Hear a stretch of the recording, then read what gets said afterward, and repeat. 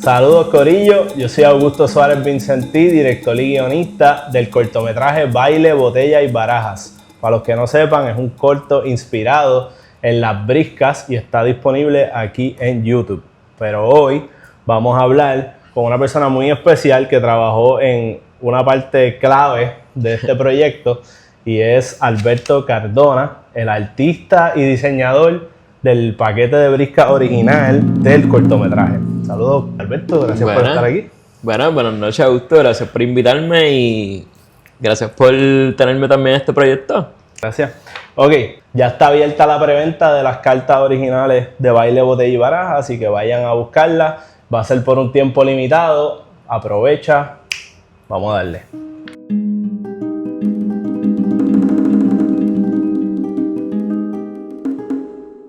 Para los que no sepan, ¿cómo empezó un poquito, verdad? Cuéntanos de tu carrera como artista, como diseñador. ¿Qué te dio por hacer esto? Pues mira, desde que yo era pequeño yo siempre he querido pintar, siempre me ha gustado dibujar, siempre he tenido una atención especial por los edificios, por la historia también, y como que siento que una cosa terminó llevando a la otra. Mira, tan pronto yo salí de elemental, había como que esta búsqueda típica de contramano, dónde nos vamos a meter a estudiar, qué vamos a hacer, etcétera. Y me enteré de la Central en Santurce, Claro. La escuela especializada de artes visuales, por si acaso alguien por ahí no lo sabe. Entré ahí en séptimo grado, allí mismo en grado 10 tuve la especialización en el taller de diseño publicitario y ahí encontré el diseño gráfico. Brutal. Me enamoré de él y por ahí para abajo ha seguido creciendo y diversificándose en maneras que yo ni sabía que se podía. Qué cool. Y siempre tenías como que en tu familia te llevaban a museos o como que te interesabas por el arte en particular o el arte en general, como que tenías esa inclinación de por sí. Pues mira, mi papá siempre ha sido una persona muy de museo. Así que sí, siempre nos han llevado, a mí y a mi hermano. También mi papá fue delineante. Tengo un tío por parte de madre que también dibujaba y pintaba. Así que como que siempre he mirado eso, ¿verdad? De una manera en la que, contramano, quizás sí se puede vivir de eso. Qué cool. Entrando por ahí, ¿verdad? Estudiaste en la Central, ya tenías esa formación, ese background, afinidad por la historia, por las artes. Cuando empiezas a diseñar, a trabajar tus proyectos, ¿cuál es tu proceso creativo? ¿Cómo tú te acercas a un trabajo, a una tarea que estás haciendo? Mano, para mí, número uno siempre va a ser research. Un montón de research. Los procesos pueden variar, pueden cambiar mucho. Puede haber diferentes tipos de juegos, de brainstorming, de hablar con diferentes personas. Pero lo que sí nunca va a cambiar es el research. Uno buscar, sí, lo que uno está haciendo, lo que podrían estar haciendo otras personas, que no se hace y por qué no. Yo creo que eso también es una parte de research súper importante. Y cosas relacionadas. Yo creo que esa es como que la parte más fundamental a veces. Como que cuando hacemos research, nosotros decimos, pues mira, yo quiero diseñar, digamos, una silla. Y de momento uno entra en un loophole de mirar 1000 sillas. Ajá. Y a lo mejor lo que tienes que ver es cuál es la posición que uno más se siente cómodo, qué es lo más natural en el cuerpo humano, qué es lo que tiende a hacer el cuerpo humano, no necesariamente el producto en sí. Sí, diferentes tipos de research. En la escritura también me dejo llevar mucho por eso. Tengo una idea inicial y viene de ese trasfondo como que algo creativo que ya uno quiere crear, pero de momento pues, estoy tocando este tema, déjame buscar más información y de momento de ahí puedo jugar con esto otro, ¿sabes? Es como abrir un portal ahí de ideas. Sí. Es clave. So cool. Y dentro de todo lo que es, ¿verdad? Tus influencias de arte, de estilos visuales, ¿hay alguna disciplina, alguna técnica o estilo visual que siempre te haya llamado, que sea como que lo que tú persigues o te influencia más? Pues mira, siempre he tenido una tendencia a dibujar o pintar cosas con mayor grado de oscuridad y contraste de colores. Como que siempre ha sido algo que ha marcado mucho mis diseños, que ha marcado mucho mis pinturas. Dentro de lo que puede llegar a ser ese tipo de contraste, sí tiendo como que a moverme mucho. No me caso con un estilo particular, aunque sí estoy bastante enfocado en lo que son los carteles de los 80, de los 70, de la cultura ¿verdad? Puertorriqueña, portadas de discos, sobre todo cosas más 70s, diría que soy un diseñador que se tira bastante hacia esa década. Y respecto a lo que son los dibujos, siempre me inclino hacia el grabado. Como que siento que eso es algo que siempre ha acompañado tanto los diseños que he hecho como muchas de las ideas que tengo a la hora de ejecutar marcas, branding y otros tipos de trabajo. Y para los que no lo hayan hecho ya, busquen el Instagram de Alberto. ¿Cuál es el handle? Es Akumarab en Instagram o en Facebook, ¿verdad? Cualquiera de los dos nos pueden encontrar. Allí se pueden deleitar con todos los estilos visuales de diferentes proyectos que él ha hecho, las cartitas incluidas. Pero así fue que yo descubrí tu trabajo por redes, literalmente. Y pues era fan de su estilo y me gustaba, y ahí fue como que te escribí para este proyecto de Baile, Botella y Barajas. Yo, mira, tengo este cortometraje de las briscas. Tengo esta misión. Y sí, te voy a dar este tostón de hacer un paquete completo de briscas aquí. ¿Cómo tú recibiste el proyecto o cuando yo te hice el pitch? ¿Cuál fue tu reacción? ¿Qué pensabas? ¿Ya eras fan de las briscas? ¿No? ¿Tú sabes cómo tú lo sentiste? Siempre he sido fan, siempre me han gustado. No soy una persona súper competitiva, pero... ¿Verdad? Nos reímos porque creo que siempre asociamos las briscas con esa rivalidad que se va creando. Pero no lo soy, no soy una persona tan competitiva, pero sí que me gusta. Sí que tengo muchas memorias con eso. En la high jugábamos mucha brisca, afuera, mediodía. Siento que es algo súper clásico, súper típico de las escuelas y de las familias acá. Sí. Pues, mano, en verdad, sinceramente yo dije, mi primera duda fue, coño, mano, ¿cómo hacer para cuadrar todo un paquete de barajas con diseños originales? ¿En cuánto fue que lo hicimos? En unas navidades. Dos meses. Yo te escribí en diciembre. En diciembre, en aquel momento, la meta mía era grabar yo creo que en febrero. Sí. Y terminamos Abril, corriéndolo, ¿no? como para mayo, primera semana de mayo, pero el paquete de cartas lo terminamos antes. Sí, o sea, como 3 meses quizás, como mucho, terminamos. Para mí fue una locura, en verdad, pero me encantó. Siento que también a veces uno de momento ve el mazo completo y uno dice, wow, es que son un montón. Pero cuando uno empieza como que a verlo de una manera más segmentada, como que uno se calma un poco. Como que bueno, pues hago un set de 4 cartas que son los 1. Luego entonces pasa a los 3, pasa a los 12, 11, 10 y ya el resto es como que un given, ¿no? Ya es juego de acomode. Creo que de lo más difícil de todo esto fue bregar con los reyes. Sí, es que cuando nosotros entramos a este proyecto, yo me acuerdo que una parte importante para mí, por lo menos, era que las cartas se sintieran como que eran parte del universo de las briscas. Yo decía que eran como que un documento del gobierno de ellos, porque ellos eran, ¿verdad?, gobernantes.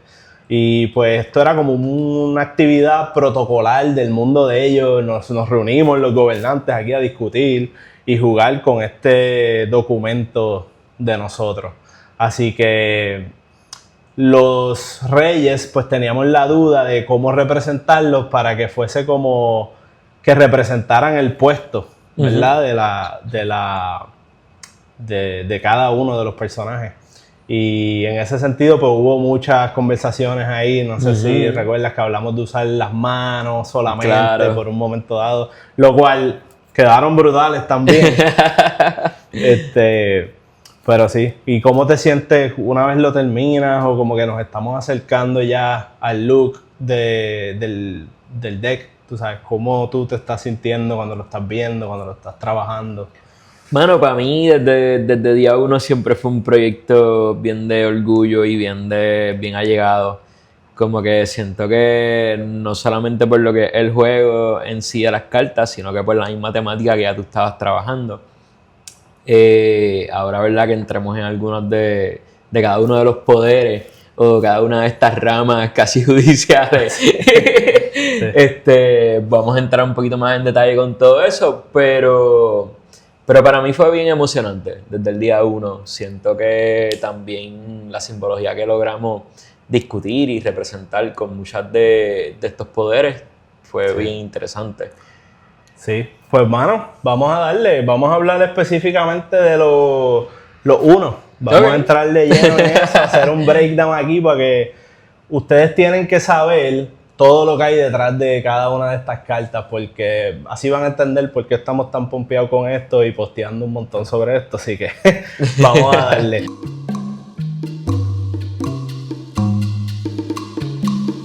Yendo ahora directo a los diseños específicos de los unos, de las vidas, vamos a hablar un momento del oro. ¿Qué significa el oro y qué símbolo trabajaste dentro de sí con tu búsqueda, con toda la investigación que hiciste? Pues mira, yo creo que empezar por el oro es casi crucial, ¿no? Es quizá una de las vidas que influye más en las otras vidas. Siempre lo vemos súper presente y a nivel de colores existen el resto de la baraja. Mira, yo creo que quizás lo más interesante de ella es la misma simbología que hay atrás. En el proceso de creación, ¿verdad? Estuve discutiendo con ambos sobre lo que sería cada una de las cosas. Tenemos ahí cositas como lo que es la tijera, tenemos la pala, tenemos una cinta, tenemos una serie de flores y papeles que hacen que la cosa sea un poco más royal, que nos dé un feeling un poco más de institución y de realeza y de aires de grandeza, ¿verdad? Y cosas brillantes prácticamente. ¿Por qué digo cosas brillantes? Pues mira, tenemos una serie de frases ahí, una serie de palabras que no voy a pronunciar, pero que la vamos a pinchar en cámara. Y ahí lo que dice es que no todo lo que brilla es oro. Sí. ¿Ok? Quizás eso es lo primero. Entonces, con lo que sería la cinta y la tijera, nosotros estamos representando lo que son los cortes, tanto los cortes de fondo como lo que son los cortes de inauguración de esta obra a veces sin sentido que vemos por allí, que pues sabemos las implicaciones que tiene eso a nivel político, tanto con lo que son proyectos innecesarios como con lo que son proyectos de amiguitos y todo este tipo de cosas, y la pala representa también eso, ¿no? ¿Quién aquí no sabe lo que es una pala? Pues mira, pues se lo explicamos súper fácil. Cuando tú quieres entrar a un trabajo, ¿verdad? Y no tienes una manera de tú hacerlo y conoces a alguien en el interior y te ayudaron a entrar, pues eso es una pala. A son de pala. Exactamente. Fuera de eso tenemos, ¿verdad? Los 4 palos que tenemos en la misma carta, que es lo que está aguantando la cinta, y eso representa cada una de las vidas, sosteniendo este lema en latín que todos pensaríamos al verlo que es algo súper glorioso, cuando en realidad simplemente significa no creas en mí, no todo lo que brilla es oro. Es un poco irónico todo, ¿no? Sí, siempre, yo me acuerdo cuando tú nos trajiste la tijera y la pala como símbolo, o ese doble significado de también el primer ¿cómo le dicen? El primer hoyo de la construcción. El corte de cinta, y ese doble significado fue como en el clavo para lo que fue el cortometraje. Así que eso fue uno de los símbolos más, yo creo que más llamativos. También es interesante como que uno, cuando entra en lo que son la simbología que existe atrás de las monedas de diferentes lugares, usualmente se utiliza estos detalles como un poco memorabilia de intercambio representativa de cada uno de estos lugares, ¿no? Sí, me es un poco interesante utilizar eso como una cara de la moneda en vez de un presidente, en vez de una figura como tal, que se llegó a discutir en algún punto. Sí. Íbamos a poner a Orón o algunos otros detalles un poco más directos. Sí. Pero pues, para eso tenemos la figura del rey.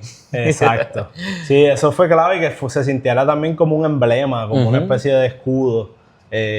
Y sí, y yendo a la línea de que fuera como un documento del gobierno de ellos, pues fue como brutal, porque ellos sí presentarían eso, alardearían de ese símbolo, que para nosotros pues ya tiene, ¿verdad?, ese otro significado.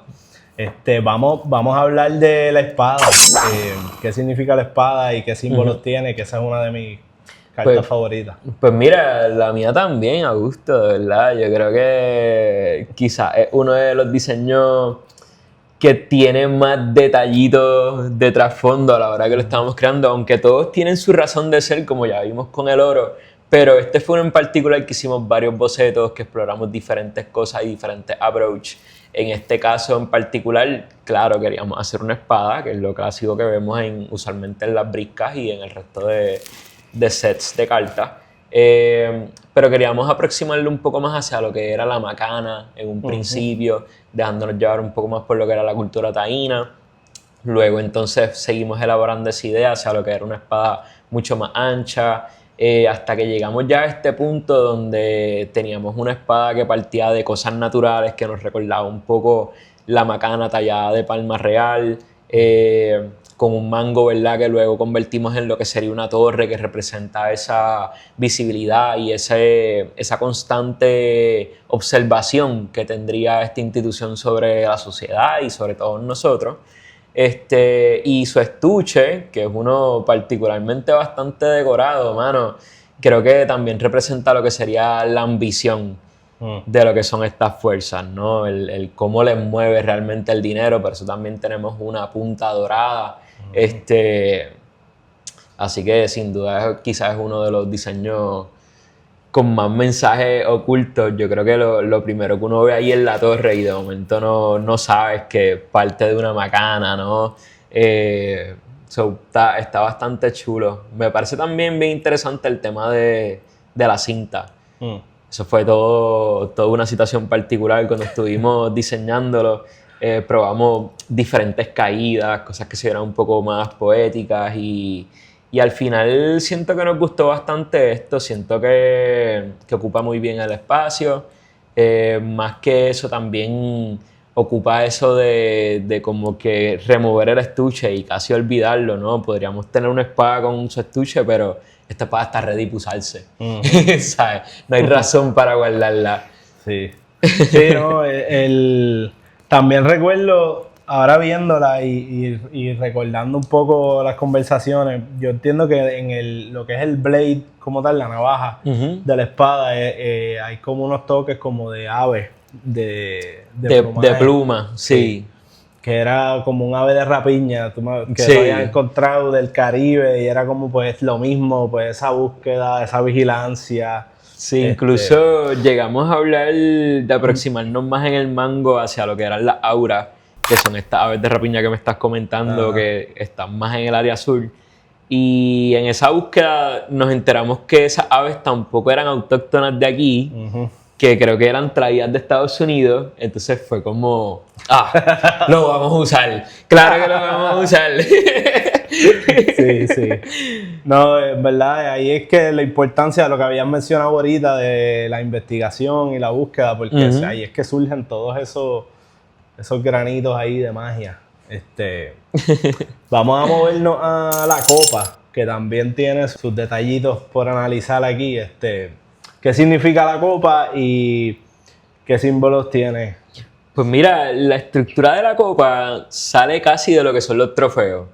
Es casi la misma construcción. Sí. Y un poco tenía esa dirección porque ese trofeito que te das después de trabajar, ¿verdad? Después de que tú terminas o acabas tu semana, tú sientes que te mereces esa copita, que te mereces esa cervecita, porque ¿por qué no, verdad?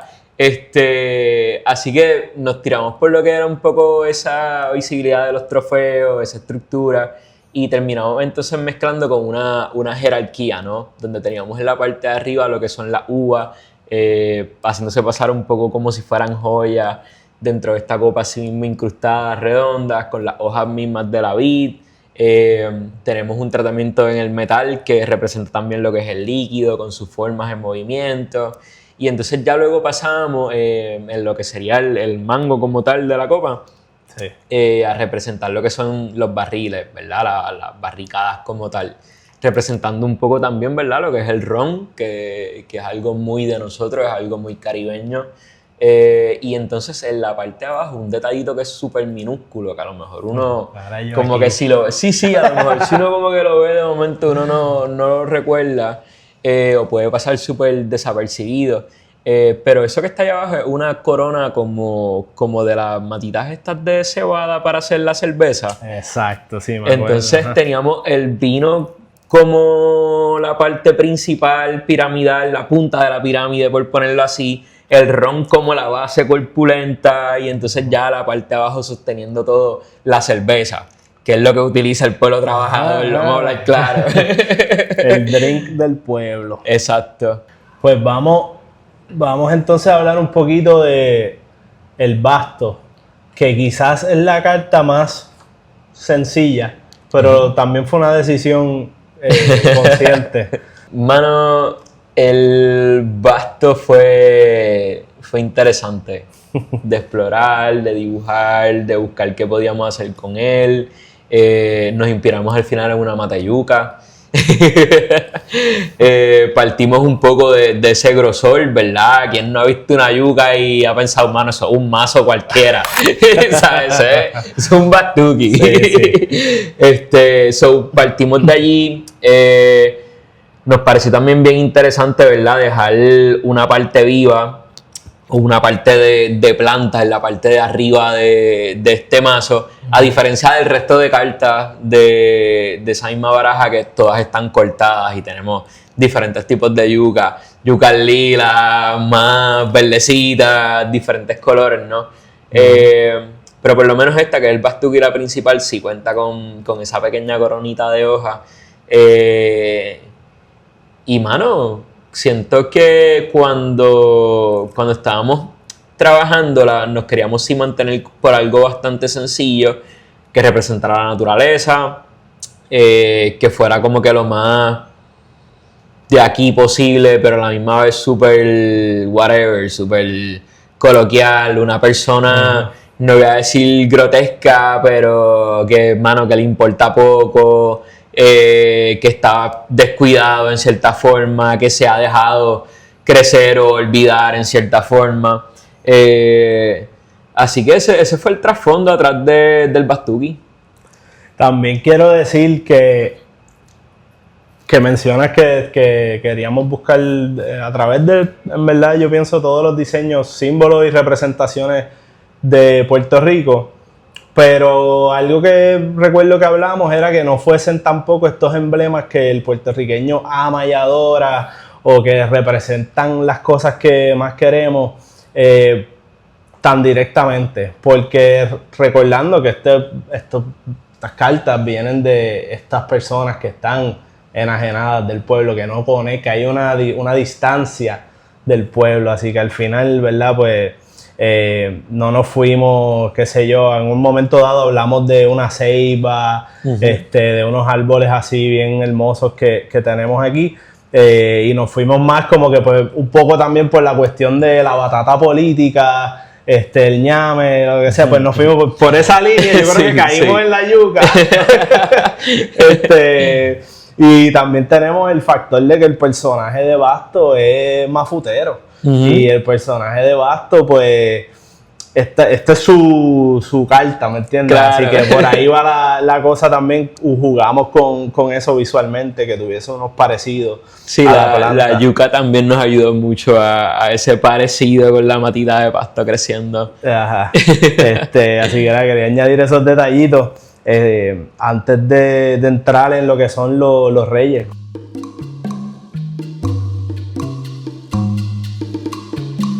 vamos a entrar en la carta del oro también.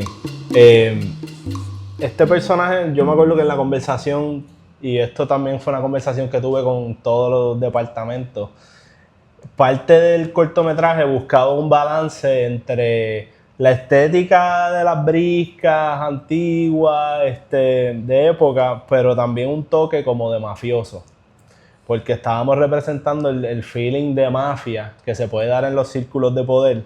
Y para mí, por lo menos, la carta del oro es la más que se siente como eso. Háblanos un poco del proceso de Orón. Mira, yo creo que Orón quizás es la que tiene más detalles interesantes de todas ellas. Bueno, y Copy de verdad a mí me encantó. Pero con Orón específicamente habíamos trabajado como una túnica o jacket súper grande que también hace recuerdo a esos mafiosos de los años 40, de los 50 típicos de las películas. Su sombrero, la bolsa llena de monedas siempre también en la mano, listo para sobornar a cualquier persona. ¿Verdad? También hay que hacer hincapié que cada uno de ellos sostiene su poder en la mano y en este sentido, pues, ¿verdad? Su vida es el dinero, eso es lo que carga en su bolsa. Pero sí, básicamente ese fue el approach con él, tratar de que la ropa se viera también un tanto fina, que se viera un poco más filoteado. Estamos hablando de una persona, ¿verdad? Que siempre busca como que stand out un poco más que las otras personas, brillar un poco más. Estoy pensando ahora mismo en el personaje de Junior Álvarez ahí. Definitivamente. También quiero hablar un poco del estilo, la estética de estos personajes que tienen quizá ese toque de lo que hablamos ahorita, de los estilos que te influencian, más como de grabado y demás. Si nos puedes hablar un poquito ahí sobre esa parte. Sí, mira, pues ¿se acuerdan cuando les había comentado que me encantan las cosas oscuras?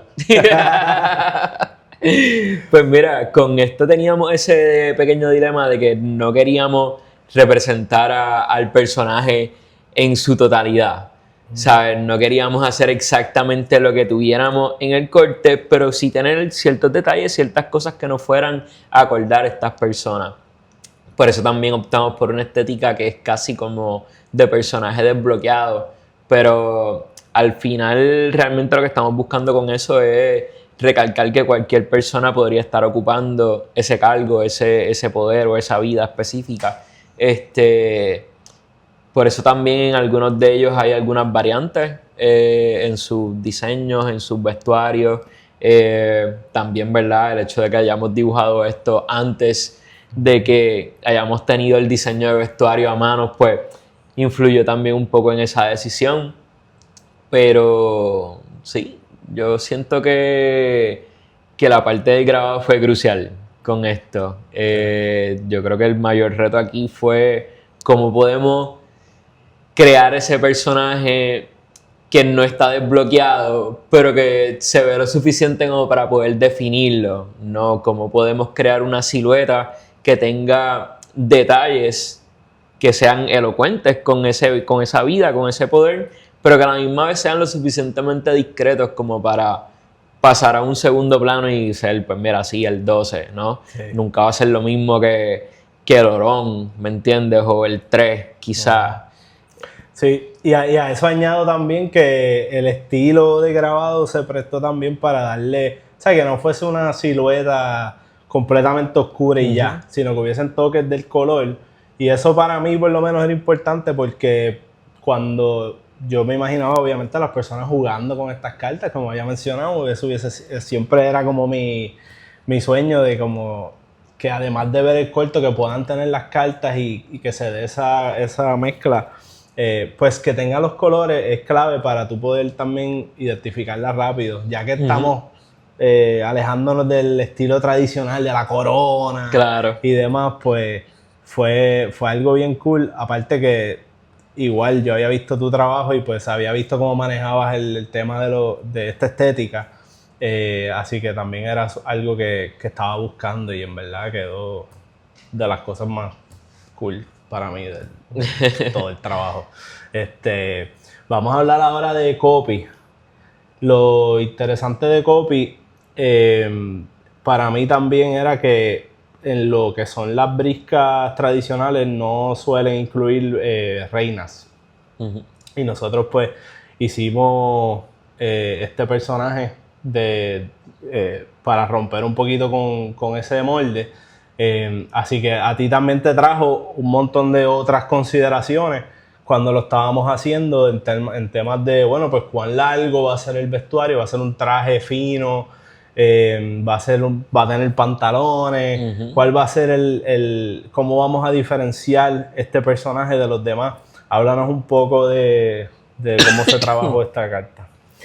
Pues mira, yo creo que la vestimenta fue una de las cosas más retantes con Copy, porque sí queríamos una mujer empoderada, así que consideramos, ¿verdad?, tenerle una ropa que fuera un poco más judicial, más de pantalón, quizás más de gabardina, igual de gangster que los otros, pero por el otro lado también decíamos, bueno, pero es que es una reina, sigue siendo una mujer con mucho poder que no necesariamente tiene que hacer las cosas ella misma, ¿no? Así que ahí volvimos otra vez a lo que eran los trajes, tuvimos el dilema de qué tanto debe ser el largo, qué tan sexy debe ser, si es que debe serlo en lo absoluto.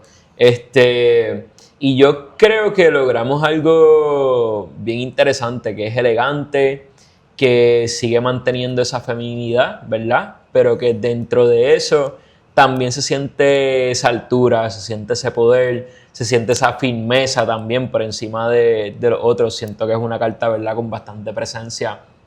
También decidimos trabajarle lo que eran los diferentes layers, uh-huh. Hacer que se sintiera, ¿verdad?, como que ocupaba más espacio quizás del que realmente uno tendría con un rey sin capa, porque esa es otra, ¿no? En las briscas todos los reyes tienen sus capas súper largotas, uh-huh. que caen en el suelo, y nosotros queríamos hacer algo un poco más moderno. Entonces cada uno de ellos tiene su estilo de capa, que al final del día no es una capa, es pues, digamos, un pedazo de tela, sí. Algo in between. Un poncho. Sí, un ponchito, un ponchito. Un poncho real. El Bastuki termina con el poncho, sí. Definitivamente. Creo que algo interesante con Copy, que también pasa con Orón, es que tienen algunos detalles que no suelen ser de aquí. No suele ser parte del constructo social de cuando imaginamos las vestimentas de aquí o cuando imaginamos a la cultura puertorriqueña en sí. Y en este caso pues tenemos lo que son los guantes, que era algo que pues mira, la definía ella bastante, los separaba también de todos los demás y fue quizá una de las piezas de ropa que fue una decisión de libertad un poco creativa, ¿verdad? Entre lo que es todo ese diseño. Brutal. Vamos a hablar un poco sobre espadas. Este personaje como que baila ahí un poco el diseño entre policía, sí. O guardia como de otra época, uh-huh. Obviamente tiene una espada que ya le va dando ese toque más tradicional de brisca, uh-huh.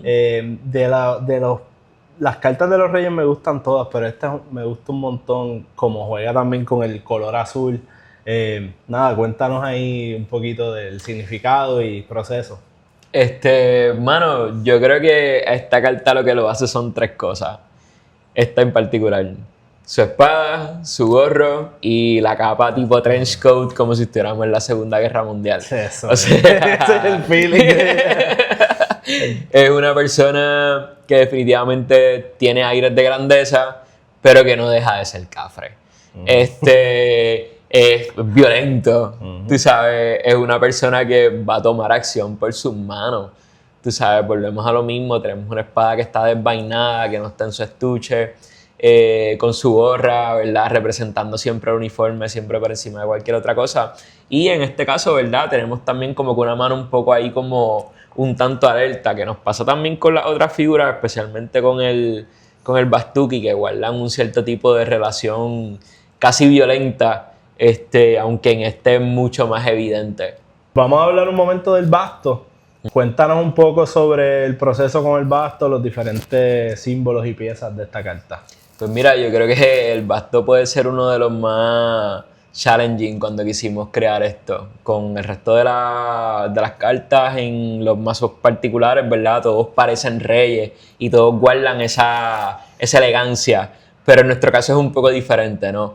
Tenemos una persona que es súper rural, que sí, ok, representa algo súper grotesco, súper crudo, súper como es naturalmente él, y que ya en este caso pues fue totalmente consumido por eso, ¿no? Ya él se absorbió de ese puesto, le está pasando lo mismo que le pasa a su herramienta principal, que es el basto, ¿no? Ya tiene raíces en este puesto, ya se ha metido totalmente ahí.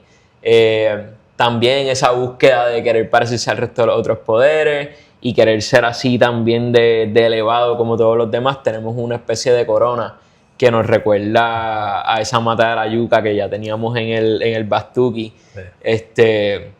Siento que también es un detalle súper importante y súper interesante, que creo que es de las cosas que me habían mencionado cuando traímos el cómo queríamos representar los reyes y su relación, ¿no? Sí, porque la cuestión con los reyes en particular es que son estas personas que llevan tanto tiempo en el puesto y relacionándose con ese mundo, obsesionados con el objeto, con lo material, que se empiezan literalmente a transformar y a convertirse en la pieza como tal. Tú notas en el cortometraje, Orón se está viendo, parte se ve el color piel de él, pero por debajo tiene el oro porque se está como transformando, su piel se está convirtiendo dorada también. El basto pues es el más quizás notable así transformado, porque representa a esas personas que llevan tanto y tanto tiempo, que es como que le salieron, como mencionaste, las ramas, son como pues ese feeling del personaje que lo que está viviendo también de las migajas y de lo que cae, y pues por eso el personaje del basto es así. Espada tiene las navajas que le están saliendo por la frente, por los pómulos, y la copa también tiene los ornamentos de lo que es el típico cáliz de las cartas, saliendo, brotándole por los pómulos. Eso era en cuanto al maquillaje como tal. Pero lo cool, ¿verdad? De cómo juega con el diseño de las cartas es que cuando tú miras la brisca se siente como un puesto, como un uniforme, versus en el cortometraje que sí están vestidos con su uniforme, pero ya los está afectando a nivel de su cuerpo. Sí, ya es lo que representan directamente, y yo creo que algo que también estábamos buscando con estas poses en la carta también era poder demostrar eso. Porque alguien que representa la parte de recursos naturales o que representa nuestra tierra tiene que tener una pose que es casi como que, mira, no te acerques, esto es mío, tú sabes, mi capa está llena de puya, está llena de ramas, no te pegues. Creo que cuando hablamos de lo que es ese lenguaje físico, que era lo que también comentábamos con Espada ahorita, ¿verdad? Que también tiene su espada vainada y que está listo para luchar, por supuesto, y darle un macanazo al primero que se meta. Creo que fue una de las cositas interesantes allí. Sí, vamos a hablar ahora del peón.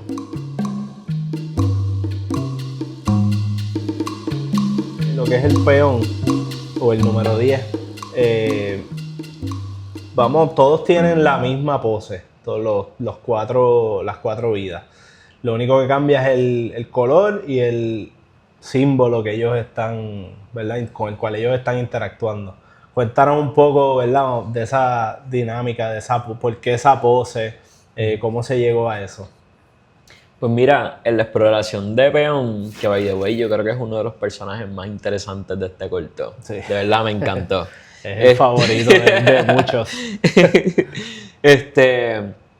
Mira, fue toda una exploración, porque al principio estábamos buscando algo que nos diera la reverencia, que se sintiera como que sí, estaba a la orden y estaba al servicio, pero tampoco queríamos que se viera tan totalmente sumido en ese papel, ¿no? Que fuera así de sumiso, así de no presente en la carta, ¿no? Queríamos algo que dentro de todo se sintiera con un tipo de elegancia, como si él estuviera cool con estar ahí, como que es un honor servirle a esta grandeza y a esta realeza, y por eso es que están así mirando hacia arriba, hacia estas vidas y estos poderes especiales.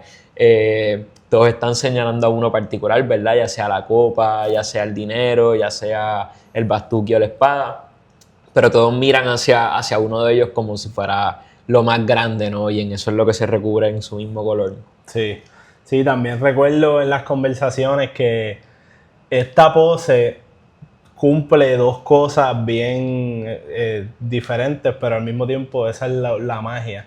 Y es que esa posición de las manos así están como dispuestas a recibir, es como que están esperando que les caigan las migajas de estas piezas, ya sea las copas, el basto, el oro, pero al mismo tiempo es como si tú lo puedes ver y como no entiendes la dirección de la cara por el estilo silueta, también puede ser como que está bailando, o como mencionaste, está admirando, aspirando a ser como estas personas, que yo creo que ese es un poco el juego que también representa el personaje en el cortometraje, donde tú lo ves al inicio, pues él baila con la musiquita que es para los reyes, él toma un poquito del vino, tú sabes, él como que de momento se lo disfruta, pero de momento llegan y espérate, hay que respetar, y empieza a escuchar lo que ellos están diciendo y como que esto no me gusta, pero de momento no me atrevo tanto a decirle nada muy de frente, pero déjame decirle.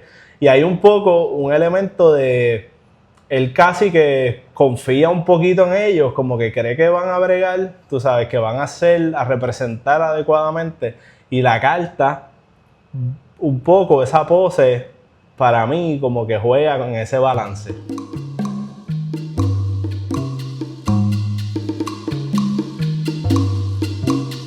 Entonces llegamos a una carta que es bien interesante porque no sale en el corto como un personaje como tal, que viene siendo el número 11. Un poquito ahí el jamón del sándwich. Cuéntame, es de mis cartas favoritas, es un caballo sin jinete. Cuéntame un poco sobre la misma. Mano, es mi carta favorita, definitivamente. Siento que a nivel de diseño, de silueta, es quizás con la que más contento estoy. De hecho, teníamos algunos prints por ahí para después tirar, que son unas combinaciones con colores que están chulísimas. Que estoy loco porque tires eso, porque en verdad creo que es algo que le va a encantar a la gente. Definitivamente. Pues mira, con el caballo queríamos representar un poco esa cosa salvaje, pero a la misma vez de paso fino, que nos representa como que ese doble juego de lo que pueden llegar a ser todos estos poderes. En cierta forma tenemos con el peón, ¿verdad? Lo que es la persona de a pie, literalmente, ¿verdad? La tenemos a pie con nada en las manos, mirando hacia arriba, añorando y pensando algo. Mientras que en el caballo, pues, lo tenemos todo bravío, ya en dos patas, sin jinete, suelto, descontrolado. Y es casi como los defensores de cada uno de estos poderes o los vehículos que utilizan cada uno para poder moverse y hacer las cosas que tienen que hacer. Sí, en mi caso, cuando yo jugaba brisca, yo siempre veía el 11 como el que ejecutaba las órdenes del rey, pero como un general, como que un poquito de más alto rango que el peón.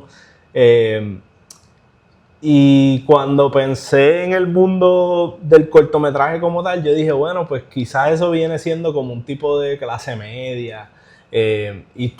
Cuando hablamos de cómo íbamos a representar eso en la carta, yo pensé que me gustó la idea de poner solamente el caballo sin jinete, porque era esta cosa de, bueno, pues la clase media que también está desapareciendo. Cada vez se crea más diferencias entre la clase alta y la baja.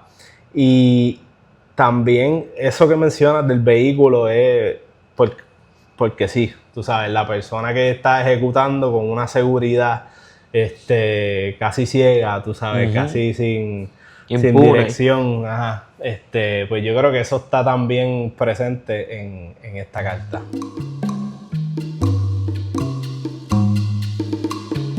Entonces vamos a hablar ahora de la parte que en realidad es la más que sale en el cortometraje. El famoso dorso de la carta con la letra B del cortometraje. Cuéntame qué hay detrás de este dorso. Pues mira, ese dorso está inspirado bastante en lo que es la arquitectura que podemos ver en los edificios gubernamentales.